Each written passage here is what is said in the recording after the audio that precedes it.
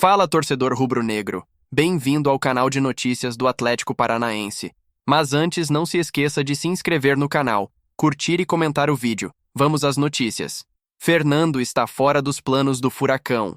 E Léo Derick ganha espaço no elenco torcedor rubro-negro. O que já vinha sendo especulado nos bastidores foi confirmado com todas as letras. Fernando não faz mais parte dos planos do Atlético Paranaense. O lateral esquerdo, que chegou ao clube com expectativa de disputar posição e agregar qualidade ao elenco, não correspondeu dentro de campo e agora terá seu ciclo encerrado no Furacão. A decisão foi tomada após avaliações internas comandadas pelo técnico interino João Correia, com o aval direto do presidente Mário Celso Petraglia, que acompanha de perto a reformulação do grupo. Fernando, inclusive, já não foi sequer relacionado para a partida contra o Vila Nova, pela Série B do Campeonato Brasileiro, o que para muitos foi o aviso final. Segundo a apuração do site Atletis, a diretoria entendeu que o jogador está abaixo do nível técnico exigido atualmente e por isso deve ser negociado na próxima janela de transferências.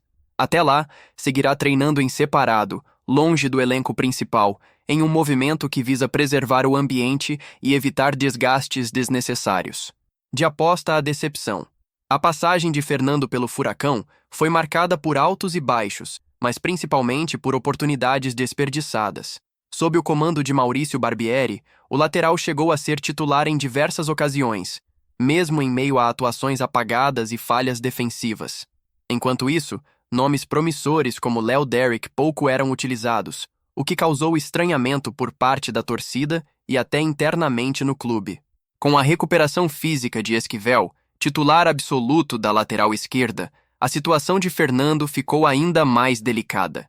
E com a queda de Barbieri, o interino João Correia optou por reestruturar a hierarquia da posição, apostando em quem já conhecia, o jovem Léo Derick, cria da base do Furacão. A ascensão de Léo Derick. Se Fernando perdeu espaço, Léo Derick soube aproveitar o momento. O jovem lateral, que teve destaque nas categorias de base sob o comando do próprio João Correia, foi promovido ao time principal e vem mostrando consistência. Com atuações seguras, bom posicionamento e uma entrega visível dentro de campo, Derick conquistou a confiança da comissão técnica e da torcida. Internamente, o discurso é claro.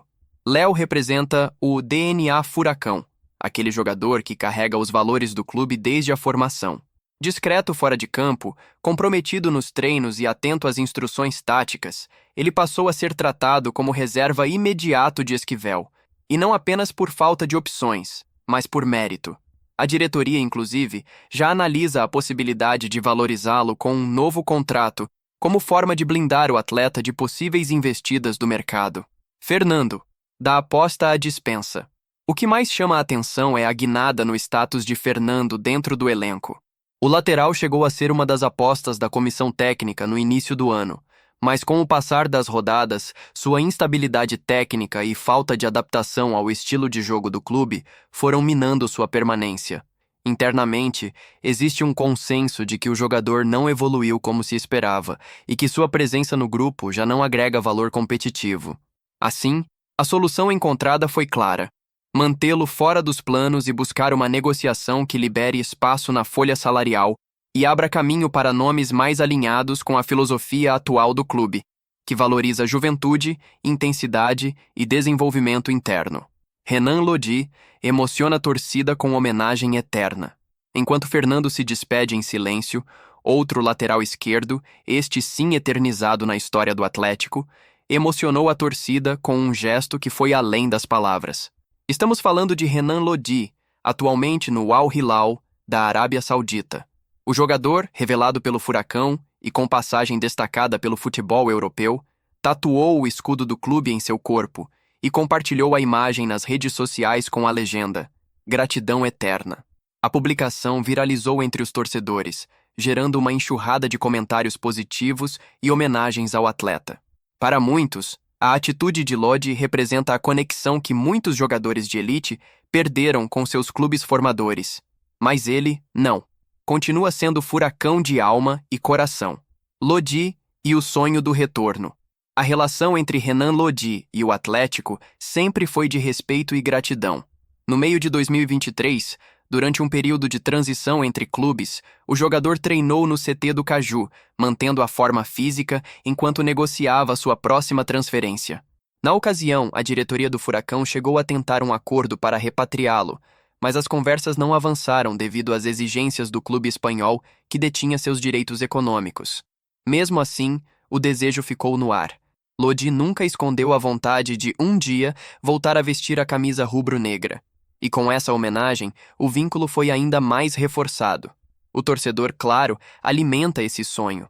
E a cada demonstração de afeto, a identificação cresce. A saída de Fernando e a ascensão de Léo Derrick representam mais do que simples movimentações no elenco. Elas marcam uma mudança de filosofia dentro do clube, menos apostas arriscadas e mais confiança em quem já carrega o espírito atleticano desde cedo. Ao mesmo tempo, a homenagem de Renan Lodi é um lembrete de que, mesmo longe, quem é furacão de verdade nunca deixa de carregar o escudo no peito. E agora, na pele. O Atlético Paranaense atravessa uma das fases mais delicadas de sua história recente, e o cenário atual é de extrema preocupação, tanto dentro quanto fora de campo. O que antes parecia uma turbulência pontual após o rebaixamento, hoje já assume contornos de crise estrutural. Em campo, o time apresenta um futebol apático, previsível e sem padrão tático, características que revelam um elenco sem identidade coletiva e emocionalmente fragilizado. Fora dele, uma diretoria desorientada, sem firmeza nas decisões e sem um norte técnico, gera uma sensação de abandono que tem inflamado ainda mais a insatisfação da torcida. Desde o fim do último ano, quando o nome de Thiago Carpini foi especulado como possível comandante para a temporada, o clube não tomou nenhuma medida concreta sobre a definição de um perfil técnico que represente o projeto esportivo do Furacão. Sem convicção, a diretoria passou a se basear apenas em sugestões de empresários e profissionais de confiança, o que resultou em uma sucessão de decisões paliativas, como interinos despreparados ou apostas de baixo custo. A ausência de um treinador de peso, com voz ativa e respaldo institucional, tem deixado o grupo vulnerável, sem liderança nem cobrança à altura do desafio da Série B. A derrota por 2-1 para o Vila Nova, pela 8ª rodada da 2ª Divisão, foi um dos retratos mais nítidos da fragilidade atual. Em entrevista coletiva, o técnico interino João Correia não poupou palavras. É ridículo tomarmos 3 gols de bola parada em 30 minutos. A frase revela o quanto o time está desconcentrado, sem disciplina tática e sem intensidade competitiva. Correia ainda afirmou que, mesmo com treinos específicos voltados para bolas paradas, os atletas repetiram os mesmos erros. Isso escancara uma falha sistêmica que vai muito além do campo e da bola, passa pela preparação mental, pela liderança interna e pela cultura do vestiário. Atualmente, o Atlético aparece com apenas 25,8% de chances de retornar à Série A, segundo o site Chance de Gol. O número é alarmante para um clube que até pouco tempo figurava entre os principais protagonistas do futebol brasileiro e sul-americano. O desempenho medíocre diante de adversários com elencos mais modestos deixa claro que o problema não é somente técnico ou físico, mas institucional. A falta de ambição, de planejamento e de atitude tem sido tão prejudicial quanto qualquer limitação de elenco. E isso tem um custo alto, o distanciamento crescente entre clube e torcedor. A torcida, aliás, não tem se calado. Em redes sociais, nas arquibancadas e até em protestos organizados, os rubro-negros têm expressado um sentimento de frustração e abandono. O que mais revolta a massa atleticana não é apenas perder, é perder sem luta, sem entrega, sem perspectiva. Os jogadores parecem alheios à grandeza do clube. Faltam lideranças em campo, referências no vestiário, atletas que entendam o peso da camisa. O clube que outrora se orgulhava de um DNA de coragem, intensidade e inovação, hoje assiste passivamente à sua própria descaracterização. Nos bastidores, aumentam os questionamentos sobre a condução do presidente Mário Celso Petraglia, que mesmo sendo uma das figuras mais influentes da história do Atlético, tem se mantido em silêncio diante da derrocada recente. Desde a saída de Paulo Autuori da função de gestor técnico, não se definiu um novo modelo de futebol. O CAP parece viver no improviso, apostando na sorte ou em lampejos individuais, sem um projeto sólido de reconstrução. O resultado? Um time que não inspira confiança, um vestiário rachado e uma torcida cada vez mais impaciente. Além da instabilidade técnica, pesa também a ausência de reforços pontuais. O elenco é limitado, desequilibrado e com poucas opções para mudar o panorama durante os jogos. Jogadores que deveriam ser protagonistas não conseguem assumir o protagonismo. Jovens promissores são lançados sem o devido respaldo. A comissão técnica interina não tem autonomia para tomar decisões de peso. A falta de um norte estratégico é evidente, e isso impacta diretamente na performance dentro das quatro linhas. A crise atual também lança luz sobre os erros do passado recente. O rebaixamento não foi um acidente, foi fruto de decisões erradas, arrogância administrativa e falta de renovação de ideias. O que se vê hoje é uma continuação dessa queda, e não um recomeço. O que deveria ser um ponto de virada, com humildade e reformulação, tem se transformado em uma espiral de decadência. E a torcida, que sempre acreditou na recuperação, começa a perder a esperança. João Correia, apesar das limitações e do contexto adverso, deixou um recado claro. Quem não colocar o Atlético nessa briga pelo G4 está cometendo um erro. A frase é um alerta para jogadores, dirigentes e comissão técnica.